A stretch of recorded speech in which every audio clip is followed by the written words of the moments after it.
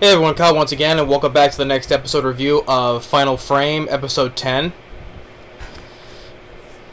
And I would say once again, great episode. And this is how it shows more of how they handled the 3D effects of the monsters, which I think the 3D effects of the monsters I thought were handled very well. Still keep up with a really good the animation of what the human characters. You know, like I said before, they're still. After that week, it's just funny how all that 1 week break, it made the human characters not having general exposition not stand out anymore in that bad shoddy CG. You know, they still continue to improve on the characters, which is still good though. But I said with the 3D animations on the monsters, the creatures, I thought it was really well done as well, and some pretty good looking to cool looking designs as well. Like when they were a group with Toka in the group.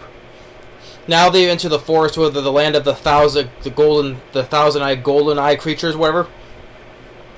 And they encountered these monsters that had like about 1,000 eyes, golden eyes, you should say. But that's what they were going into.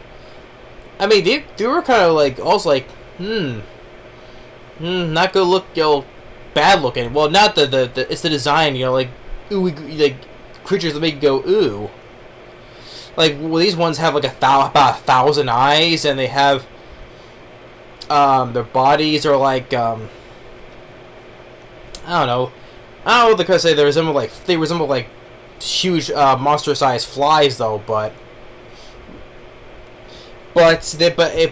Toko was able to take them out, no problem. And as they're traveling along, like as they cross the river, like they say them with Liz, how she wants to try to do things on her own, not have people to help her though. Except when Piggymaru when she was about to slip on the stone, Piggymaru picks her up, and then Sarah has a funny moment where as she's jumping the stones across the river, then Equal spots out. I was like, oh well, we discussed about the child between what was it it was like having a child between Sarah's and Toka, and then she hears that and she got embarrassed and she slips and falls in the water. So that was pretty funny of that too. But as they're going though, they of course doing all these monsters, Toka levels up some more, and then of course with the backpack, there's something in the backpack that was glowing, which he found the egg from earlier, and it hatches and turns into this.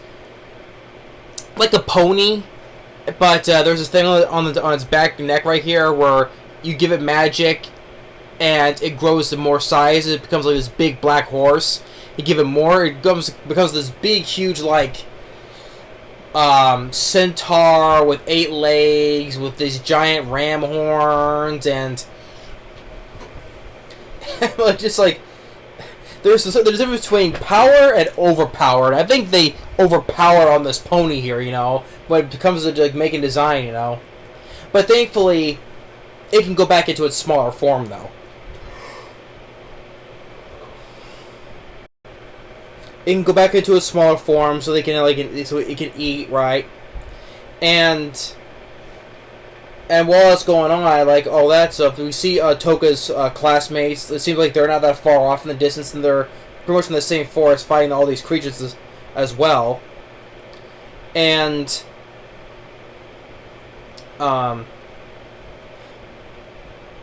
then while that's what's going on, like they're in this one place, and they see that Toka's gone, and we took out this big huge creature. Oh, because he's doing it to increase Piggymaru's abilities, and they show how like I said they're Toka. All of them are talking about how he's a good guy. He has faith and confidence in everyone. Well, they're all giving him in good faith. And I think that Sarah's they were giving him a little too much credit. And then while they were talking, then all of a sudden out of nowhere, like they sense something, but all of a sudden this creature, this big whatever it is, with a mouth, comes out completely out of nowhere, like Toka said, just out of nowhere, but Eve was quick to destroy it. But then it lets out this loud, horrid noise, and And then also, it basically just signaled all these creatures that are going towards them. I mean, it's like, you know, they sense is coming, but they're like, but Toka is kind of looking like, acting in surprise because, well, he looks surprised because they're coming in all directions, and it's like a whole swarm, an army of monsters coming towards them, which I think, you know, is maybe his biggest challenge because he can't do it to the whole entire horde of monsters because he has a capacity limit. Like the last time when he did, he said he had a capacity up to 80. So he pretty much can't take that whole army on his own. So I mean, yeah, Ceres and Eve are good. They're good though, but to get Piggymaru, he's not got time to hook up to Piggymaru to do the whole range thing. And Liz is just a child, you know. And so that's basically signal all these monsters, and they feel that they can't take all of them. And thinking, uh-oh. And you may think, uh-oh, they're screwed, you know. But I'm pretty sure they're somehow they're going to get out of it. Either they're going to run, because there is like a crevice in this hill that's behind them. Oh, and the horse too. Which the horse said that the pony is they kept which they named him Sly, which is short for, I think it's Slifer. Like it was like named after like a mythical horse, I would say. In was it Greek mythology? I think it was. So he made it like Sly for short. But I'm sure they'll find a way to get out of it though. Despite they seems like they're way outnumbered and not enough magic to do so. But overall, yes, it was a very enjoyable episode. The 3D of the monsters I thought was well handled, and they continue to improve the animation of the human characters. No shoddy animation still, which is good. And some more funny characters stuff, you know.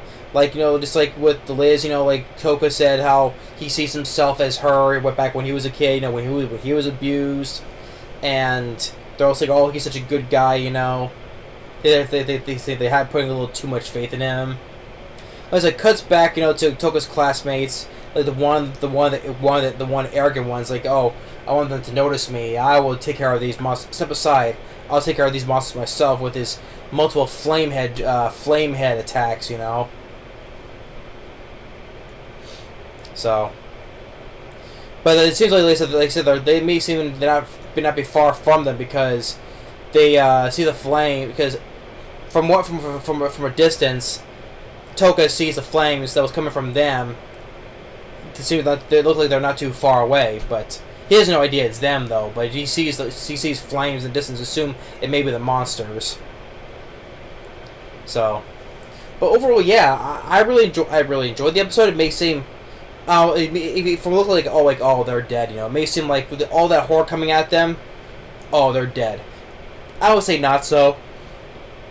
Either they run into that gape in the mountain or the hill behind them, or they're standing a fight. But I know somewhere that they're gonna get out of it, though. I know that. But yeah, so episode 10 of Failure Frame.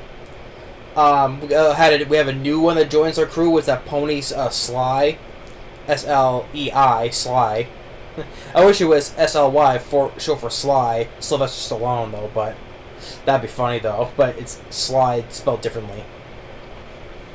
So. But overall, in the ending, I was like, uh-oh, how are they going to get out of this, you know? Big trouble. And like I said, just with his maximum, magic, he can only do a certain maximum capacity, though, so. But episode 10 of Failure Frame, I said, once again, enjoyable episode. The huge continued improvement of the animation is great still. And I look forward to the next one. So thanks for watching, and stay tuned for more, and we'll see you next time. Later.